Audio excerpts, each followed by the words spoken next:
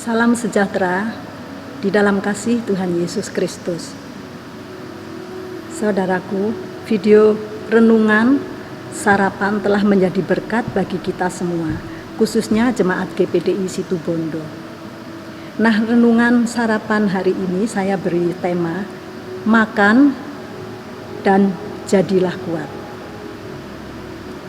Salah satu bentuk antisipasi terhadap COVID-19 yang dianjurkan oleh pemerintah yaitu dengan menerapkan pola makan sehat agar gizi yang masuk ke dalam tubuh kita dapat memberikan stamina daya tahan tubuh yang baik sehingga tidak mudah tertular oleh kuman-kuman penyakit. Puji Tuhan, pada hari Jumat 10 hari yang lalu kita telah menikmati tubuh dan darah Yesus dalam acara ibadah peringatan kematian Tuhan Yesus. Tubuh dan darah Yesus itulah makanan yang sejati, mana dari sorga yang dapat memberikan kesegaran, kekuatan bagi tubuh, jiwa, dan roh kita. Haleluya. Kita belajar dari seorang tokoh Alkitab di dalam Perjanjian Lama, nabi besar yaitu Nabi Elia. Kisahnya terdapat di dalam 1 Raja-Raja pasal 18 dan 19. Tidak akan saya bacakan semua, tetapi di dalam kisah itu garis besarnya adalah pertarungan antara Nabi Elia mengalahkan imam-imam Baal sebanyak 450 orang.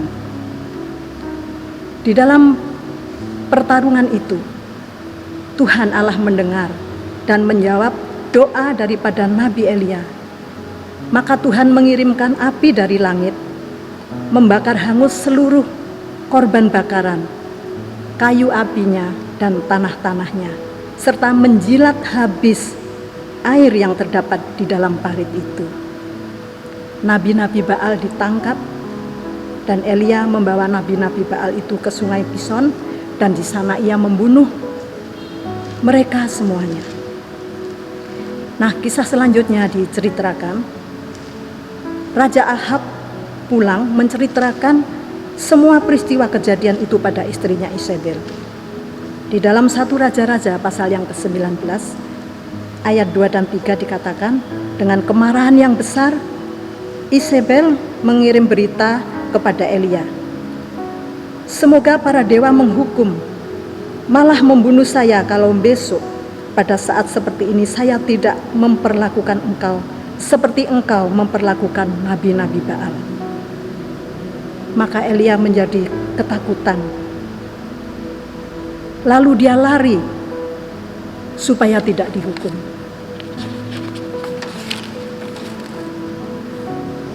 Saudaraku, Elia yang baru saja mengalami peristiwa yang luar biasa, dapat mengalahkan 450 Baal, Nabi Baal seorang diri, tetapi menghadapi ancaman seorang Isabel, maka dia menjadi sangat ketakutan. Roh ketakutan yang muncul itu membuat Elia menjadi panik, satu tekanan yang berat. Dia mengalami depresi yang luar biasa. Maka dia melarikan diri. Elia berjalan sepanjang 1 hari 1 malam masuk ke padang gurun. Tujuannya ialah lari dari masalah.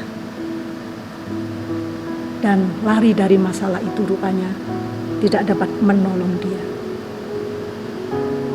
Saya yakin dalam pelariannya itu dia tidak sempat makan, tidak sempat minum. Tidak ada gairah untuk makan dan minum. Karena hatinya diliputi dengan ketakutan, gelisah yang sangat luar biasa. Justru di dalam pelariannya itu, dia menjadi lelah. Daya tahan tubuh fisiknya merosot. Yakobus pasal 5 ayat 17a mengatakan bahwa Elia adalah manusia biasa, sama seperti kita. Ada saatnya dia mengalami satu kelemahan rohani. Maka di dalam keputusasaannya itu, Elia berseru, "Tuhan, ambillah nyawaku."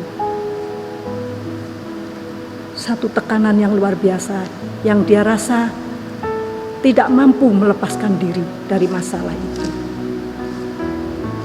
Saudaraku, kisah ini menjadi satu perenungan buat perjalanan hidup kita hari ini. Setiap kita pasti ada masalah. Saudara punya masalah, saya punya masalah. Dan kita merasa masalah itu menjadi sebuah beban yang sangat berat yang dapat melemahkan kita. Mungkin masalah itu terletak pada kesehatan kita yang mengalami gangguan sakit penyakit.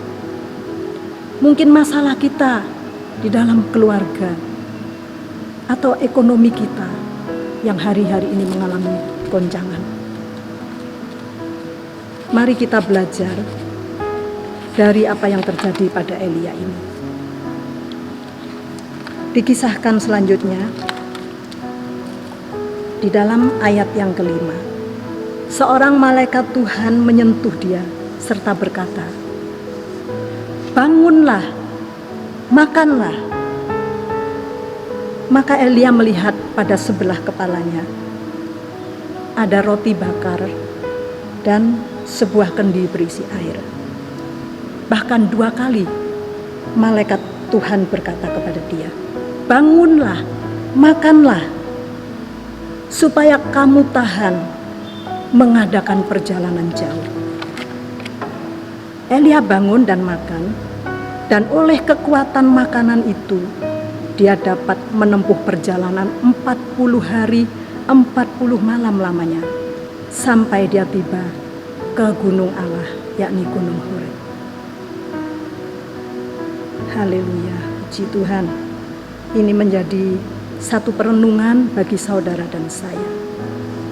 Saat kita menghadapi masalah di dalam pergumulan, seolah-olah tidak ada harapan lagi, mari kita mengundang Tuhan Yesus supaya dia menyentuh hati kita, menjamah kita.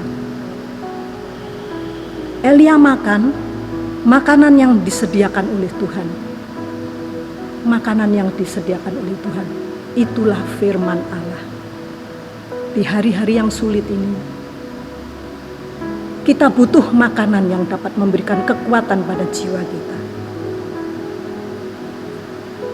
Yohanes pasal 6 ayat 48 berkata, Yesus berkata, "Akulah roti hidup." Mari kita makan roti hidup, roti yang dari sorga, yaitu firman Allah. Karena di dalam Mazmur pasal 119 ayat 106 berkata, firman Allah itu pelita bagi kaki kita dan terang bagi jalan kehidupan kita. Puji Tuhan, hari-hari ini kita belum bisa bersekutu di gereja, tetapi lewat handphone yang kita miliki masing-masing, setiap saat ada makanan yang disediakan untuk kita, supaya rohani kita bertumbuh dengan sehat dan dengan baik. Ada firman Tuhan, ada renungan yang melimpah, yang boleh kita nikmati setiap hari. Dan saya percaya melalui kebenaran firman Tuhan itu, kita akan makan, kita akan dibangkitkan, dikuatkan dalam menghadapi situasi-situasi yang sangat sulit hari-hari ini. Dan kita percaya bersama dengan Tuhan Yesus, kita akan mengarungi hidup kita ini hari demi hari, dari kemenangan kepada kemenangan. Puji Tuhan. Tuhan Yesus memberkati.